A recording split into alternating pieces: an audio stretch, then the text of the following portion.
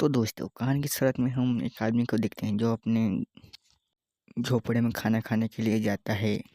उसकी पत्नी मल्ली भी वहाँ पर होती है जो खाना बना रही होती है। जाकर हाथ मुंह धोकर वो खाना खाने के लिए बैठ जाता है। जब वो खाना खा रहा होता है तभी उसकी पत्नी मल्ली को लगता है कि उसे कोई आवाज़ दे रहा है, इसलिए वो देखने के लिए बाहर चली जाती है। और वह आदमी भी अपनी पत्नी को ढूंढने के लिए वहाँ से बाहर चला जाता है। बाहर जाकर वह आदमी मल्ली को चारों ओर ढूंढने लग जाता है। वह आदमी एक जगह जाकर रुक जाता है और वह आदमी हैरान हो जाता है क्योंकि उसकी पत्नी अपना हाथ काट कर खा रही होती है। हम देखते हैं कि एक आदमी साइकिल से घर जा रहा होता है। तभी उस आदमी को कुछ आवाज़ सुनाई देते हैं, इसलिए वह रुक जाता है और साइकिल पर से उतरकर वह पेड़ की ओर चलने लगता है। पेड़ के पास जाकर वह आदमी पेड़ की डाली में अपना सर पटक देता है। इससे उस आदमी की मौत हो जाती है। दूसरी ओर एक हम नाई को देखते हैं जो बाल काटने के लिए आया हुआ होता है। दूसरी और कुछ बच्चे भी वहाँ खेल रहे होते हैं। वह नाई उस आदमी का शेविंग करता है। थोड़ी देर बाद वह उस तरह नीचे रख देता है। जब वो उस तरह ढूंढ रहा होता है तभी उसे उस तरह नहीं मिलता। वह आदमी चारों ओर इस तरह ढूंढ रहा होता है। तभी हम देखते हैं कि एक लड़की अपना उस तरह से कान काट रही होती है। वह लड़की कान काटती है और अपना कान खाने लग जाती है। यह देखकर सभी लोग डर जाते हैं। अगले दिन सभी गांव वाले राजा के पास जाते हैं। राजा इन सब लोगों को देखकर पूछता है कि क्या हुआ। तभी गांव वाले कहते हैं कि गांव में अजीब अजीब सी घटनाएं हो रही है। राजा यह सुनकर चकित हो जाता है। राजा लोगों से कहते हैं कि आप लोग चिंता मत कीजिए, मुझसे जो होगा वो मैं करूँगा। राजा महल में जाता है और एक बूढ़ी औरत के पास जाता है। एक बूढ़ी औरत को ये सब कुछ बता देता है कि ऐसा ऐसा हो रहा है। तभी वह बूढ़ी औरत हाथ उठाती है और एक बक्से की ओर इशारा करती है। वह राजा बक्से के पास जाता है और बक्सा खोलता है। राजा उस बक्से में से एक और छोटा बक्सा बाहर निकालता है। हम देखते हैं कि उस बक्से पर एक निशान बना हुआ होता है। राजा वह बक्सा लेकर नीचे चला आता है। हम देखते हैं कि राजा एक घोड़ा अपने साथ लेकर राज्य में से बाहर जाने लगता है और राज्य के लोगों से कहता है कि आप लोग चिंता मत कीजिए, मैं इस समस्या का हल ढूंढ लूँगा। राजा जंगल में चला जाता है और देखते ही देखते राजा गायब हो जाता है। दूसरी ओर हम गांव वालों को देखते हैं जो एक शव लेकर, तभी एक गांव वाला पुजारी से पूछता है कि हम ये सब क्यों कर रहे हैं। तभी पुजारी कहता है कि हम लाश को प्रकृति को सौंप रहे हैं। वह पुजारी उस शव की पूजा करता है और वहाँ से जाने के लिए सभी को कहता है। जाते वक्त पुजारी कहता है कि जाते समय कोई भी पीछे मुड़कर नहीं देखेगा और सभी गाँव वाले वहाँ से जाने लगते हैं। थोड़ी देर बाद हम देखते हैं कि एक हाथ वहाँ से बाहर आता है और देखते हैं कि वहाँ से शव गायब हो चुका होता है। दूसरी ओर हम लिंगा नाम के एक आदमी को देखते हैं जो दारू का धंधा चला रहा होता है। कुछ लोग फ्री में दारू पीते हैं और पैसे नहीं देते, इसलिए उन लोगों को मारता है। दूसरी ओर पटेल नाम के एक आदमी को देखते हैं जो गांव वालों की जमीन हड़प लेता है और अपने पास रख लेता है। हम लोग उसके भाई को भी देखते हैं जो वेश्यावृत्ति में डूबा हुआ होता है। रंगा नाम के एक आदमी को देखते हैं जो पटेल के घर पर अपनी जमीन मांगने के लिए 10 गांव पार करके आया हुआ होता है। तभी रंगा को पटेल कहता है कि तुम अभी खाना खा लो, तुम बहुत दूर से आए हो और थक भी गए होगे। हम देखते हैं कि रंगा खाना खा रहा होता है। रंगा खाना खा लेता है, बट रंगा अपने जमीन के कागजात मांगता है। तभी पटेल मना कर देता है और उस रंगा को पटेल मार डालता है। दूसरी ओर हम देखते हैं कि गाँव में उत्सव मनाया जा रहा होता है और वहाँ पे लिंगा भी आता है। हम देखते हैं कि एक आदमी गांव से बाहर जाने वाला होता है। तभी उसका ससुर कहता है कि अभी तुम मत जाओ गांव में रात को, और पूजा होने के पहले गांव से कोई बाहर नहीं जा सकता, इसलिए वह आदमी अपने घर में चला जाता है। दूसरी ओर हम देखते हैं कि एक आदमी मशाल पकड़कर भाग रहा होता है और एक आदमी अपने मुंह में मास्क पकड़कर दौड़ रहा होता है और वह आदमी चावल नीचे फेंक रहा होता है। दूसरी ओर हम देखते हैं कि लिंगा पद्मा का इंतजार कर रहा होता है क्योंकि लिंगा पद्मा से प्यार कर रहा होता है। जब लिंगा पद्मा से पूछता है कि तुम मुझसे प्यार करते हो नहीं, तभी पद्मा कुछ नहीं कहती और वहाँ से जाने लगती है।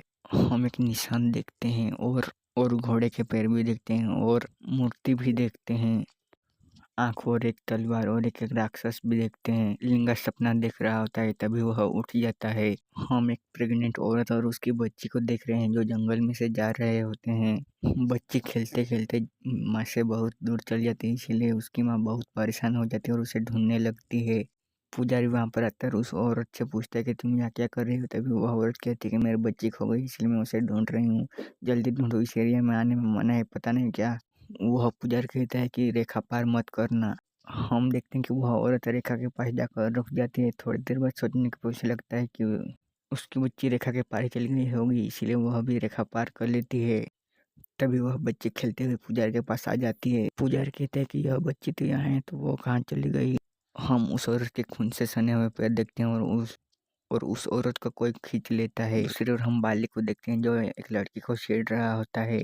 उस लड़की का पिता नहीं होता, वो अपने दादा के साथ होती है। तभी बाली कहता है कि इसे तुम मेरे पास भेज दो, मैं इसका अच्छे से ध्यान रखूंगा। बाली उस लड़की को जबरदस्ती जीप में बैठाने की कोशिश करता है। तभी वहाँ पर पद्दू आ जाती है और उसके गर्दन पर त्रिशूल रख देती है। पद्दू कहती है कि तुम इस लड़की को छोड़ दो, वरना मैं तुम्हें मार डालूंगी। डर के मारे बाली वहां से चला जाता है। हम देखते हैं कि पद्दू के घर पर बाली आता है और पद्दू से जबरदस्ती करता है। तभी वहाँ पर लिंगा आता है और उससे मारने लगता है। वो बाली को बहुत बुरी तरह से मारता है और वहाँ से बाली भाग जाता है। दूसरी ओर हम एक औरत को देखते हैं जो ध्यान में से बाहर आती है। हम देखते हैं कि एक लड़की में भूत आ गया हुआ आता है।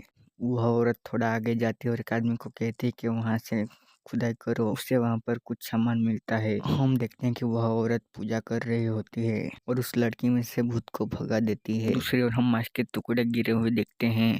लिंगा पद्दू के पिता से उसकी बेटी का हाथ मांग लेता है, लेकिन उसका पिता कहता है कि तुम्हारे पास जमीन नहीं है, इसलिए मैं तुम्हें नहीं दूंगा। तुम्हारी जमीन पटेल के पास है, अगर तुम वह छुड़वा तो मैं तुम्हें पद्दू का हाथ दे दूंगा। हम देखते हैं कि लिंगा पटेल के पास जमीन मांगने के लिए आता है। पटेल लिंगा को 4 एकड़ जमीन गांव के बाहर दे देता है। पटेल जमीन के कागजात भी लिंगा को दे देता है। बाली पटेल से कहता है कि तुमने उस कागजात के दे दिए, तुम्हें तो उसे मार डालना चाहिए। तभी पटेल कहता है कि हर बार हमें हिम्मत से नहीं काम लेना चाहिए, अक्ल से भी काम लेना चाहिए। पटेल कहता है कि गांव के बाहर जो गया है वो जीवित कभी नहीं लौटा, इसलिए उससे हमें मानने की जरूरत नहीं पड़ेगी। हम देखते हैं कि एक आदमी गांव की रेखा पार कर जाता है। थोड़ी देर बाद उस आदमी का हम सर देखते हैं। हम देखते हैं कि एक क्रिएचर उस आदमी का शरीर खा रहा होता है। हम देखते हैं कि एक बूढ़ा आदमी और एक लड़का जंगल में से जा रहे होते हैं। वह बूढ़ा आदमी उस लड़के को कहानी सुना रहा होता है। तभी वह आदमी वहां से गायब हो जाता है, इसलिए वह लड़का उसे चारों तरफ ढूंढने लग वह लड़का थोड़ा आगे जाकर ढूंढता है। तभी मुंह पर खून गिरने लगता है। वो ऊपर देखता है और वो चकित रह जाता है। हम देखते हैं कि लिंगा और पद्दू की शादी हो रही होती है। हम देखते हैं कि लिंगा मूर्ति के पास आता है और कहता है कि हमें जंगल में जाना है और तुम मेरे साथ चल रहे हो। मूर्ति भी जंगल में जाने के लिए तैयार हो जाता है। हम देखते हैं कि पद्दू प्रत्यांगिरा भगवान के मंदिर से बाहर आती है और बाहर वह तांत्रिक लेडी बैठी हुई होती है और वह लेडी कहती है कि तुम्हारे पति के सर पर राहु केतु मंडरा रहे हैं। यह सुनने के बाद पद्दू वहां से चली जाती है।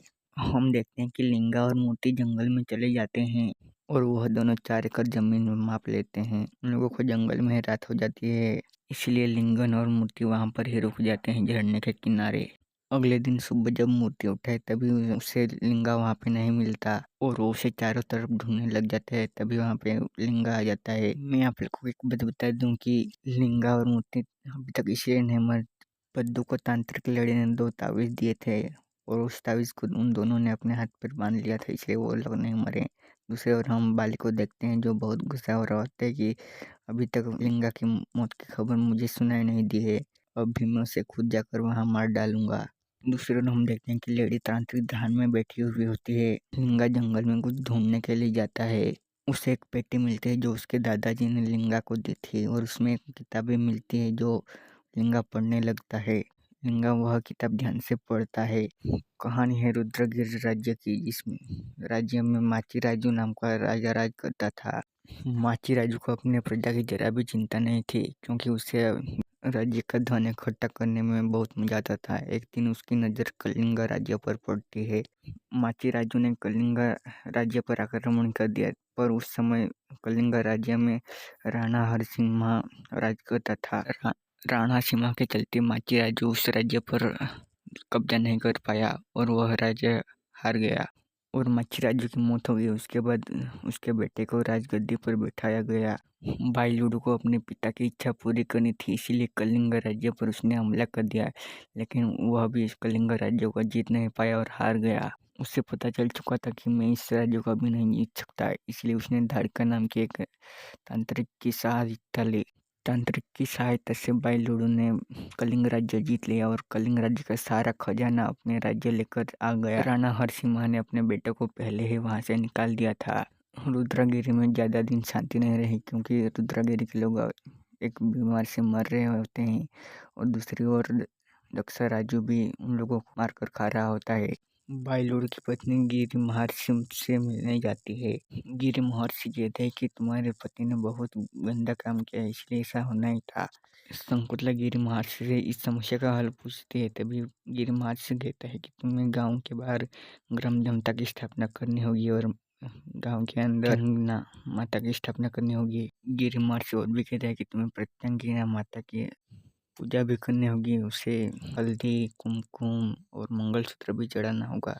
12 से 120 सालों में फिर से घटना चालू हो जाएगी। तभी तुम्हारे परिवार में से एक आदमी को भूताला माड़ी के पास पतली गंगा केव के अंदर जाकर शंकुतला के परिवार के अंदर से किसी को जाना होगा और वहाँ पे कलिंग राज्य के पूरे सोने चांदी वहाँ पर रखने होंगे, उस क्रिएचर के हवाले कर देंगे। हम देखते हैं कि लिंगा और मूर्ति उस गुफा में चले जाते हैं। वह दोनों गुफा में थोड़ा अंदर जाते हैं, तभी उन दोनों को वहाँ पर खजाना मिल जाता है। अभी हम देखते हैं कि वहाँ पर बाली अपने आदमी के साथ आ जाता है।